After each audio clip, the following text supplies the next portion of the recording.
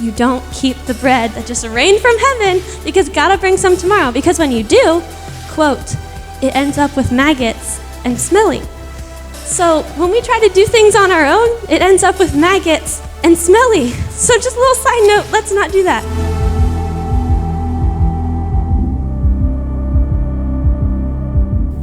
My name's Abby, in case you forgot from the little interview I did with my best friend. But tonight I'm going to be continuing our fight series. I think I need to hold this. The fight series, it will be up there eventually. And the point for the whole series has been that persecution produces purpose and power for the fight.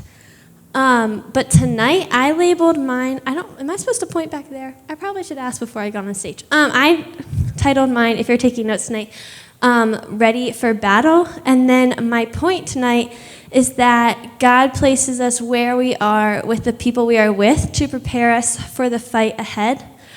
And just a little summary, last week Cody talked about the Israelites being set free from Egypt after slavery and crossing the Red Sea.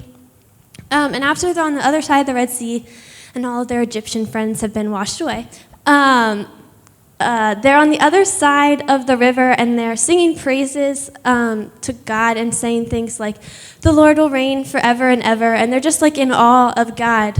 And so the Israelites and God are pretty tight right now. They're on good terms. You know, he's just saved them from 400 years of slavery. But when we get to chapter 16, so that was all chapter 15. When we get to chapter 16, he's like walking them around the desert for a little stroll, and they're complaining that they don't have food, and God provides. Now, granted, he's just provided by parting the Red Sea, so kind of a big deal. But they start complaining that they don't have food, and God provides, and still some of them have a little bit of trust issues and can't seem to trust God, even though he's provided over and over again. And so in Exodus 16, 19, and 20, it says, or Moses said to them, no one is to keep any of it, meaning the food that has just rained from heaven, until morning. However, some of them paid no attention to Moses. They kept part of it until morning, but it was full of maggots and began to smell. So Moses was angry with them. A little bit of side note. Moses, in the Bible, it says Moses has met face to face with God. When you have a Moses in your life, you do not pay no attention to the Moses in your life. If Moses says, don't keep the bread that just rained from heaven because God will bring some tomorrow, you don't keep the bread that just rained from heaven because God will bring some tomorrow. Because when you do, quote, it ends up with maggots and smelling. So when we try to do things on our own, it ends up with maggots and smelly. So just a little side note, let's not do that. If God says he's going to provide, and he did, he said, I'll bring some every morning to try to build some trust up with them. If he says that, we're not supposed to jeopardize the blessing by trying to keep things in our own hands, because like I said, it ends up with maggots and smelly. Nobody wants that. Moses was mad at them because there was maggots and smelly things in his camp. Sorry, that part just a little bit aggravated. Now, at the beginning of chapter 17, so that's all chapter 16, God's providing with food. He just provided with the Red Sea, all that fun stuff. God brings them to a new place, and they start to complain again because there's no water. And God provides again, just like he provided with the food in the Red Sea. And we just saw what happens when we don't trust him. We end up with maggots and smelly. But he takes us somewhere new, and we kind of start all over again. It's like we forgot about what God just did. And we get worried, and we have doubts all over again. And so, just a little bit of context. Exodus 17:1 says, the whole Israelite community set out from the desert of Sin, traveling from place to place as the Lord commanded. They camped at Rephidim, but there was no water for the people to drink. So this not only tells us where they are, but why they are there. Because it says they stop where the Lord takes them. So the Lord has directed them to this place where there's no water. So if I'm an Israelite, I'm asking Jesus, did you take a left when they said take a right? Because why are you bringing us to a place with no water? Like, you told us to stop here, we stopped. But I don't see a Nile River. I don't see a Euphrates River. I don't know my Egypt geography very well, but I'm pretty sure there's some rivers, and there's none here. And so the Lord has brought them to this place, Rephidim specifically, and they begin to panic. There's no water, pretty understandable. But again, he's just provided for them over and over and over again, and we're still freaking out because there's no water, and how can Jesus bring us water when we were just asking, how can Jesus bring us food? But he did. How can Jesus bring us water? What's going to happen? Let's see. Let's turn our page. So Moses hits a rock, water comes out of the rock, and he names this place Rephidim, testing and quarreling. He said it in Hebrew language. I'm going to tell you the English language because I know how to pronounce that. But he names it testing and quarreling because the people were asking, is the Lord among us or not? And Jesus just crossed the Red Sea, just gave us food, and now just gave us water, but we're asking if the Lord is with us or not. And so I noticed that the reason their doubts are coming is because things are changing. We were in this place, we were comfortable, we were getting food from heaven. God took us out of that place, and now we're in this place that's brand new and scary, and there's no water, and there's change. And so I know change is a big deal for a lot of people. I don't do very well with change. I don't like when my favorite country radio station changes from 106.7 to 93 point whatever. I boycotted it for a little bit because I was a little upset that they changed it. Why you gotta do that? Sorry. And so a lot of us say, if it's not broke, don't fix it. But there's still a lot of room to improve. God's going to improve things even if they're not, quote unquote, broken. God doesn't call us to stay where he are. He calls us to take a step of faith so that he can take us to the next level. And I found out that often a lot of our greatest fear is being alone. And so we doubt and we worry if God is really with us. And so there's this change and we're scared and we're afraid that God has left us, that he's just kind of like dropped us off in this place with no water and said, bye, I'll see you later. But he didn't. And so the rest of chapter 17, this is probably one of my favorite stories in the Bible. And while I was getting my lesson prepared, I just kind of thought this was this really cool little story that they just kind of like plopped in the middle of something that doesn't make sense. But with this context, I saw that like they really kind of begin to mix and make more sense, and they are like flowing together. And so Exodus 17:8 says that the Amalekites came and attacked the Israelites at Rephidim, which is the same place that we just didn't have water, and we're asking, is God with us or not? And so the Israelites are still in the place of doubt. And just a reminder, Cody talked about last week how when we got over the Red Sea, God took us the long way around, or we had to take the long way around and then cross the Red Sea, because God said we weren't ready for battle. The Israelites aren't ready for battle. And now God has put us in this place with no water and has put us in a place where we're about to experience a battle. People are coming to attack us. And I don't know much about sports, but what I do know about sports is that the best team isn't necessarily the strongest team or the fastest team, but the team that has spent the most time together, the team that has the best chemistry and relationships, the team that can kind of talk to each other across the court without necessarily yelling across the court what they're going to do. And so they need time to build up strength and to build up connections and to build up relationships. And so I think God took them this long way around, took them through all of these hardships and trials to build up this trust, not only with each other, but with God and with their leaders and with Moses.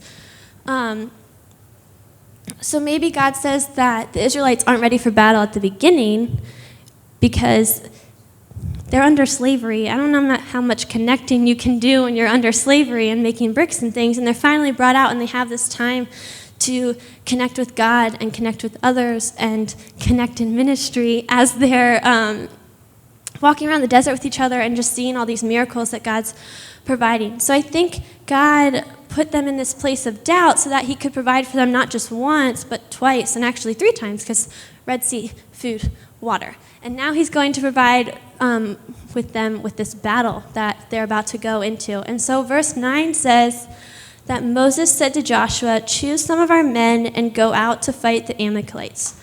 Tomorrow I will stand on top of the hill with the staff of God in my hands." So the Bible doesn't say if Joshua was somebody who doubted God or not. But either way, it takes a lot of trust because we were just asking, is God with us? Because we were worried about the water. And now Moses is saying, don't worry, I'll be on the top of the hill with God's staff. Well, if God's not with us anymore, Moses, you're just standing up there with a stick. That means nothing to me because my God's not with me anymore. So it takes a lot of trust on Joshua's part to trust Moses, but it also takes a lot of trust with the men, because even if Joshua is completely faithful and completely not doubting, he has to get men to fight a battle who are probably doubting at this point whether or not God is with them, whether or not they're going to win, what's going to happen. And a couple weeks ago, I visited the Elevation Church, and there was a speaker, Jeremy Foster, and he said that sometimes it is the faith of others that pull you out of the hole you're in. And so the Israelites are in a hole right now because they're doubting what God's going to do through this battle. But when Jeremy Foster was explaining it, he was talking about John 20:24 through 29. And it says, now Thomas, one of the 12, was not with the disciples when Jesus came. So this is after Jesus has died on the cross and rose again. And so Thomas, one of the disciples, was not with the group of them that Jesus had revealed himself to. And so the other disciples told him, we have seen the Lord. But he said to them, unless I see the nail marks in his hands and put my finger where the nails were and put my hand into his side, I will not believe. A week later, his disciples were in the house again, and Thomas was with them. Though the door was locked, Jesus came and stood among them and said, peace be with you. Then he said to Thomas, put your finger here, see my hands, reach out your hand and put it into my side. Stop doubting and believe. Thomas said to him, my Lord and my God. Then Jesus told him, because you have seen me, you have believed. Blessed are those who have not seen and yet have believed. And so Thomas unbelieved in Jesus' resurrection for 8 days, for a whole week plus a day. And he still stayed around the disciples who are telling him, Jesus is back, Jesus has risen. And Thomas is like, hold up. But he's still hanging out with them, which was kind of the interesting part. But they had traveled together. They had basically lived together for 3 years over Jesus' ministry. And so they have that relationship. They have that connection that they've built. And so I think Thomas is staying with them because he wants to believe what they're saying, but he's just struggling to do that right now, which is where we get to the point that it's other people's faith that pulls us out of the hole we're in. Thomas was kind of latching on to the faith that they had, that Jesus was coming back. Because if he didn't, Thomas wouldn't have known that Jesus came back, because if he would have just left, he never would have seen Jesus. He wouldn't have been with them in the house when Jesus came back. And so it was their faith that he held on to through the relationship that they had built that allowed him to see Jesus did indeed come back. And if we bring this back to the Israelites, some of them are probably right now relying on the faith of Moses and Joshua to get them through this battle, because they're wondering if God is with them right now or not. And Moses and Joshua seem pretty, God is with us, God is with us. So they're just holding on to that, holding on to the relationships that they've built through that time. And I found that often we struggle to look past the things that we can see right in front of us, to believe in the things that we can't see. So the Israelites are seeing these Amalek people coming up to battle them, so it's hard to believe in a God that I can't see right now. And yes, Moses has his staff, but what does that mean when I can't see God right now? But they're probably not the only ones relying on relationships, because Joshua has to be relying on Moses to do his part, and Moses has to be relying on Joshua and the men to be battling the fight, because if there is no battle, there's no point of the story being in the Bible. So the rest of the Exodus verses says, so Joshua fought the Amalekites as Moses had ordered, and Moses, Aaron, and Hur went to the top of the hill. As long as Moses held up his hands, the Israelites were winning, but whenever he lowered his hands, the Amalekites were winning. When Moses' hands grew tired, they took a stone and put it under him, and he sat on it. Aaron and Hur held his hands up, one on one side, one on the other, so that his hands remained steady till sunset. So Joshua overcame the Amalekite army with the sword. So this is my favorite part of the story, because Moses is not a young dude. Moses is pretty old right now. And he has to be holding his arms up. Probably, I envision like this, kind of like the cross, kind of like prophesying what's going to happen. But maybe that's wrong. I don't know. But he's doing this for quite a long time. He's doing it basically for a whole day. And God uses him in that way. But God doesn't just use Moses, which is my favorite part. God uses Aaron and God uses her, because Moses can't do it by himself, or the Israelites would have lost, because eventually your arms get tired. And even, I'm sure, Aaron and Hur's arms got tired because they're holding up Moses' arms. But my favorite part is that God doesn't disqualify the fact that Moses' arms are up with the support of others. It's not like God said, oh, I said you had to do it by yourself and you had help, so you're still going to lose. As long as his arms were up, it didn't matter how. He was allowed to have help. They still won. So God's going to make it hard, but he's not going to make you do it alone. It's not like, again, he didn't disqualify the fact that Moses had a little help. God's not going to disqualify you asking for help or receiving help. In fact, he's most likely going to be the one who supplies the help you receive. Sorry, I have that on a slide. Actually, there it is. That's my favorite part, is that he doesn't disqualify the fact that Moses had help. He doesn't say, Moses, this is a one-man show. You have to do this for 24 hours straight. He's fine with the fact that he gets help. And in our society today, I'm not really sure why this is, but we often don't ask for help, and we struggle with that. And I actually learned in psychology there's this term, learned helplessness, and it basically means that when you try and try and try again, and it fails on your own efforts, you like completely give up. And it's a serious thing that some people have, and the way they discovered it is through doing this experiment with puppies. And it's actually really sad. I don't like endorse this, but I'm just using the example. They put these puppies in these cages where the floor would like shock them. And obviously puppies can't float. And so like they're constantly being shocked and they're trying to jump or climb up the cages. And eventually they just kind of give up because they realize that they can't like keep themselves up the longest. And they keep doing this over and over and over again. And it gets to the point where these scientist people can put the puppies in the cage and not even shut the door. And the puppies don't try to get out. They just lay down and take being shocked because they have learned helplessness, because they just give up and they can't look past the circumstances that they're in, even when the help is provided. And I realize that we often fall into this trap ourselves from the devil because we try to fix things ourselves or go through hard times by ourselves, and we can't, and we struggle, and we fall, and we try to pick ourselves up, and we can't, and we struggle, and we fall, and we get so discouraged that we failed with our own strength that even when the door is open, even when the help is obvious, even when people are saying, just let me know if you need help, we don't. And it's either because of our pride keeps us from asking, or we let ourselves think we would be a burden. But in reality, God wants us to seek the help. God's providing the help. God's giving you the people next to you to say, just reach out and ask. God does not expect you to go through this life alone. Back at the beginning of the Bible, Genesis 2:18, the Lord said, it is not good for man to be alone. I will make a helper suitable for him. And even further back at the beginning of the, nope, not further back. This is still after that, sorry.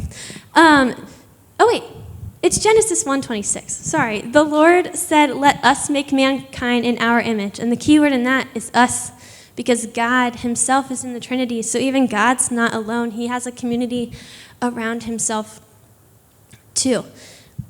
There's a very smart Christian therapist named Kurt Thompson. He spoke at the IF conference that we had a couple weeks ago. And he said that our brain only knows the context to flourish when we live in community with others.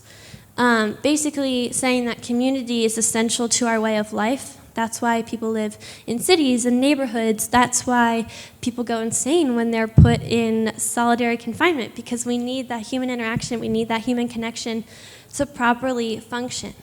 God knows that community is hard. God knows that people are hard. God created the people, some a little harder than others. But he's also the one who designed us to live in interaction and connection with the ones around us. Kurt also said that the brain is more than happy to do a lot of really complex things as long as it doesn't have to do it by itself. And when I thought of an example for this, I was trying to think of the hardest academic thing I've ever done, and that would be calculus. And so I just thought about how if my brain can do a calculus problem, but isn't attached to my hand to write down the calculus problem, the answer, or my mouth to speak the calculus problem answer, then it's not a whole lot of good that my brain can do the calculus problem because there's no way of communicating that it can. And so connection is important, but connection to the right things is even more important, and it's more vital. If my brain was connected to my liver, that's great. It's connected to something. However, my liver can't write the calculus answer or speak the calculus answer. It's just going to kind of hang out there. And the same goes for us. We not only need to make sure that we are connected with those around us, but we need to make sure that we're connected with the right people around us, the people who are going to build us up, who are going to point us to Jesus. Because connection to the wrong thing can be just as damaging as no connection at all. Pastor Dennis said that if you're going to change your life, you're going to have to change your company, meaning that you don't get to just live through this life the same way and expect change. If you want change, you have to change something. Just like God had to change the Israelites' surrounding. They got comfortable with the food falling, and so he has to change them to force them to trust him again, to trust him more. The Bible says that if you walk with the wise, you will grow in wisdom. So we have to choose the right people. We have to choose to be connected in the right areas to grow and to flourish. Jeremy Foster, who I talked about earlier, also reminds us, he said that a desert season is coming and that you need to make sure you're connected to someone other than yourself. Cody said to me recently that the devil often strikes when he knows some big hitters are coming his way. And the last thing he wants is to see something big for God happen. So he throws lies at us, or doubts or fears or worries our way to make us feel isolated and alone right before something as amazing is going to happen, and try to hopes of us to stop doing what we're doing. As Christians, we're called to follow Jesus, to be like Jesus, and even Jesus gives us an example of this. The first thing Jesus did in his ministry was make a group around him, was make a community. He gathered his 12 followers. Jesus' 3-year ministry was the biggest hit that the devil's ever taken. So obviously, he's going to want to try to stop it, and so Jesus gives us the example of build that core group around you. Build the people around you. And so he did it to prepare himself and his people by building the group of encouraging the core, the people who are going to build you up, the wise that are going to make you wiser. The biggest lie the devil can throw your way is that you're all alone. If he can get you by yourself, he can easily take you down and get you to believe anything. But if you are surrounded by a core group of people who are there to hold you up, he will never be able to take you all down. He can maybe try to take one of you down, and somebody's right there to catch you or pull you up. It takes a lot more effort to bring down 20 people than it does to just trip up one. That's why I think Pastor Dennis said one time that a goal for one is a goal too small. So you don't think you can do it on your own because you're not called to, you're not meant to.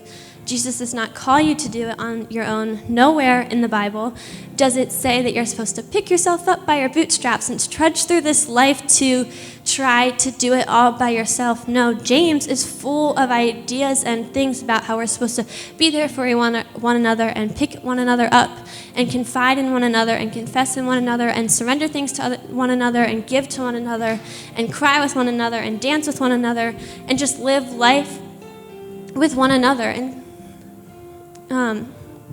it tells us to stand in community and pray together and love together and grow together. Nowhere does it say, go off by yourself and try to do this all by yourself. Even Jesus went by himself to pray, but even then, he's connecting with God. He's not connecting with no one. At some point, people have to be connecting. You have to be making connections to the right things, not just the bad things, the little things, or the things of this world that are going to be pulling you away. And so we're going to be singing one of my favorite songs, Surrounded, because I just wanted you guys to leave tonight knowing that You may feel surrounded by the devil. You may feel surrounded, but that we are not alone. You're surrounded by God. In the Bible, I don't know what story it is, but I know they talk about how it looks like we're surrounded by an army, but on the outside of that army, there's the army of angels that's even bigger. And so we may feel surrounded, but we're never alone. God is always with us. God calls us to fight our battles together, to fight our battles hand in hand, crying, praying, jumping, dancing, celebrating, mourning, whatever you may need. God calls us to do that for one another. And so I'm going to pray, and then we're going to sing. Dear Jesus, just thank you for this day. Thank you for your love, God, your grace. You are so good, God. God, I just pray that you cover everyone in this room with your presence, God, with your love, with your mercy. Lord, I just pray that you help us to not feel alone throughout the week, God, to reach out when we may be struggling with something, to reach out to you, but to also reach out to those you've placed in our lives, God. Help us to find people like Moses who are going to pour into us and lead us to where we need to go, God. I just pray that you help us to surrender things to you so that we can live holy and pleasing to you. In your name I pray, amen.